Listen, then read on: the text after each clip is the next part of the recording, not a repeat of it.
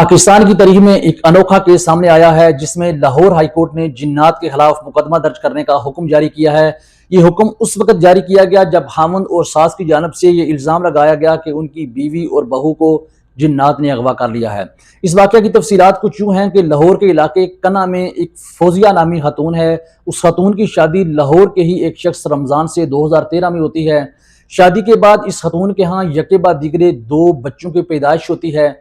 2013 से लेकर 2019 तक इनके घर में लड़ाई झगड़े गालम गलोच सास बहू और हामद बीवी का झगड़ा मामूल बने रहते हैं। 17 मई 2019 को जो बहू के मेके वालों को एक कॉल मौसूल होती है कि आपकी बेटी को सहरी के वक्त जिन्नात ने अगवा कर लिया है।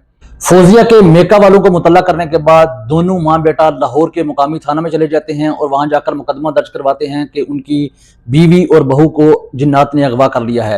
ये केस सेशन कोर्ट से होता होता 6 साल बाद लाहौर हाई कोर्ट की अदालत chief justice high court Alia साहिबा के पास पहुंचता है।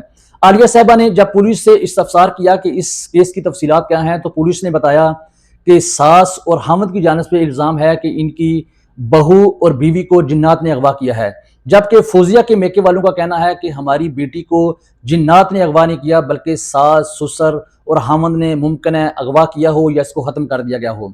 तो इसके बाद हाई कोर्ट ने यह हुक्मनामा जारी किया पुलिस को कि आपने जिन्नात को फ्री क्यों नहीं बनाया, इस मुकदमे में आपने जिन्नात के खिलाफ मुकदमा दर्ज क्यों नहीं किया।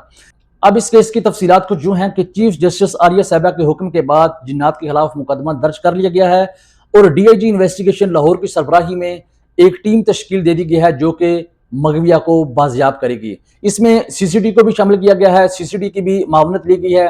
अब देखना यह है कि मगविया क्या वाकया ही जिन्नात के पास हैं या सास और ससुर ने और हामद ने उसकी ज़िंदगी का खात्मा कर दिया है। इसके मुतल्लिक जो भी तफसीलात सामने आएंगी उससे अपने नाजरीन को ज़रूर आगाह किया जाएगा।